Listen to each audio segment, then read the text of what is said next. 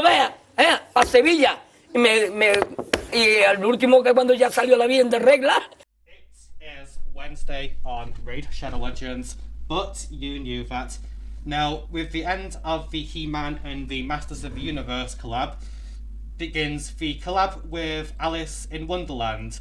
Although it could be Alice Madness Returns.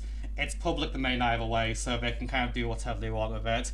So the first thing that anyone's going to notice is that they stand to gain another free login legendary, which again goes all the way up to 5-star soul, just like for the evil Skeletor. And it isn't just Alice herself who is in this. There are other champions, so obviously there's her, who is a bit older, but again, public domain, they can do whatever they want. There is also, I'm trying to remember who is, so there's a few other characters, including the Mad Hatter, who I'm going to get to in a minute. There is the Queen of Hearts.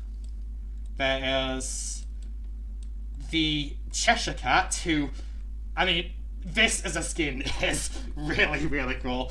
And I'm aware that it's not exactly the most broken OP champion in the game, but hey, they've knocked this one out of the park because this looks really good.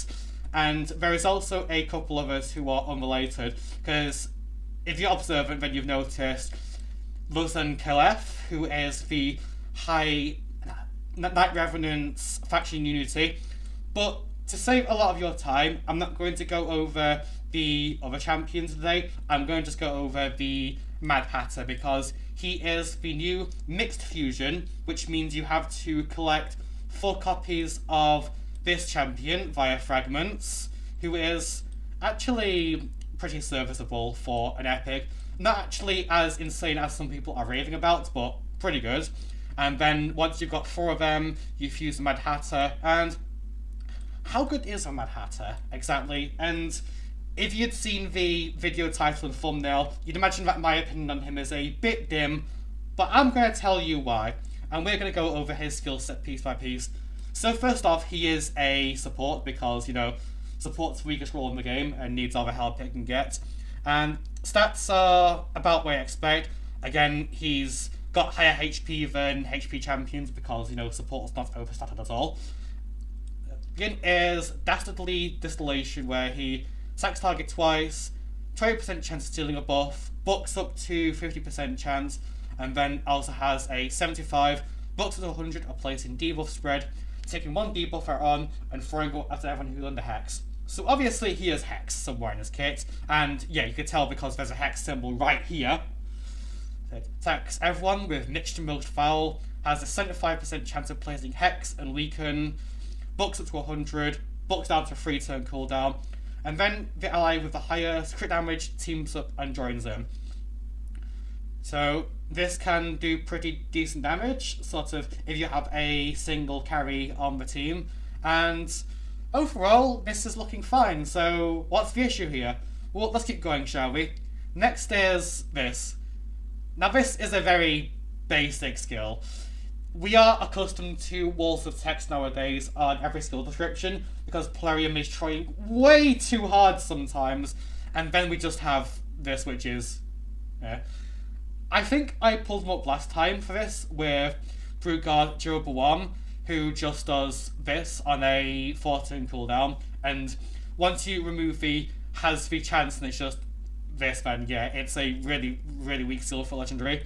So yeah, again, this could have been a 2-turn cooldown, or also extended debuffs and enemies, and it's still kind of like, And then we have his passive, which heals you every 10 turns, so every 2 times your team takes a turn most part, and every 6 turns that they take is that. Now, again, about counting exercises, I'm going to go on about this next video because there's a more egregious case than him, but I think the main question I want to ask is, looking through his kit, who is this champion for? Okay, so first off, this would already discount the fact that this is not an arena champion, because he doesn't really control enemies that well, nor does he really interact well with buffs, defend the team, etc. So he's out there. You don't use him in arena. Next is for dungeons. His only real thing is weaken and also only attacking with a single target on a 3-turn cooldown. This does nothing against a single target because bosses aren't going to have many buffs in the first place, and you can't really spray it to anywhere else because it's a single enemy. The heal is fine, I guess. 20% is by their max HP, so okay, you can't just stack HP on this guy and get a large heal, so your squishy attack champions are still not going to heal for much. And the True Fear doesn't do a whole lot. And so, again, Demon Lords, you don't really want to use him there because it's a single target and most of these effects don't do a whole lot. Like, sure, you have a weaken in this, but you have better options for this because there are ally attack champions in the game who will join in with the entire team. So I think Grand Duke Predrag is a good example. Sure, it's a 4-turn cooldown, but he also speeds you up better and also that sort of thing. Now, obviously, I know Grand Oak isn't a fusion legendary, but still. And yeah, Chimera doesn't actually have any trials to do with Hex, so you're not going to get value out of this or out of this. This is going to fear Ram Form once, and you don't even really want to fear Ram Form because it just takes the next turn quicker and you want to slow it down as much as you can. You're almost better just face tanking the hit that it does, if you can. And this is this is a weak skill overall. And I know that people are thinking, Hydra! Like, okay, yeah, he's a Hydra champion, but here's the thing. It's 2025. Most people have kind of stopped caring about Hydra. Now you're probably thinking, what? No, that's not correct at all, but let's be honest. It is. People spend the most part of a year rolling a boulder up the hill in terms of finally getting comps that will mean they get 1.2 billion clash points every week and feel good to themselves to play, and then almost arbitrarily, because Hydra Clash was fundamentally broken, Playum just decides for everything, no, you're not meant to do that, and they push a boulder back down the hill again for everyone, instead of just for the Yannicka shield comp and Trunder and that. I know why they did it again. I know it's an old topic by now because people have memory of a goldfish in this game. They do. Be honest with yourself. I know why they did it and what they're trying to do, but they went the wrong way about it in terms of just nerfing a bunch of things that didn't need to be nerfed, which managed to hurt everyone's comps and push a lot of people who had a boulder at the 1.2 billion mark all back down again. And yeah, and a lot of people aren't quite as domesticated as to do the same thing twice, and they just, it's like, oh, whatever. So trying to sell Hydra champions to people at this point who are visibly checked out of Hydra is a bit of a doomed endeavour.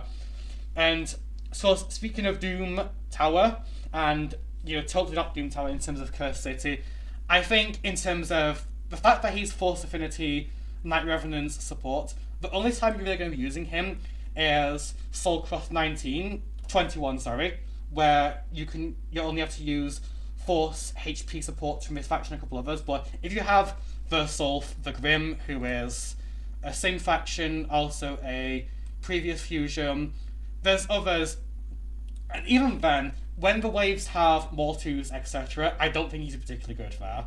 So, am I doing the fusion then? The answer is no. This is too much work for myself for a champion that I'm not going to use. Because if the fusion plan is how I think it is, I'm not sure if they've released it yet. If they have, I'll put it in the video and I can now for you. Then I have to do everything, and yeah.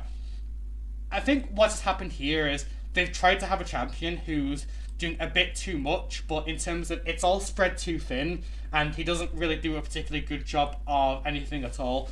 And he ends up being a Hydra champion purely because he doesn't really fit anywhere else in the game. It's the thing we had from last year where champions would have like a single buff or debuff effect and they didn't really work elsewhere, so it's like, yeah, just use them in Hydra.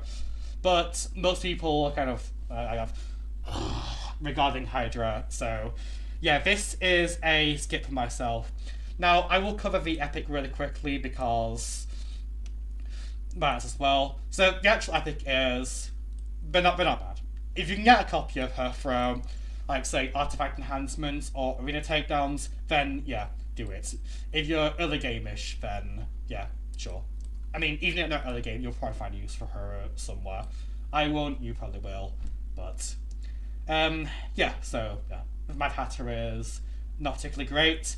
And next time around, we're going to go over the other champions entirely, because the way I look at them is a bit different to the way that the other CCs look at them, etc. And you might as well get another viewpoint before you start cracking open your pressure shards, you know, because I don't really care about mine too much, you should care about yours, but yeah, that's all that for done, so yeah. See ya.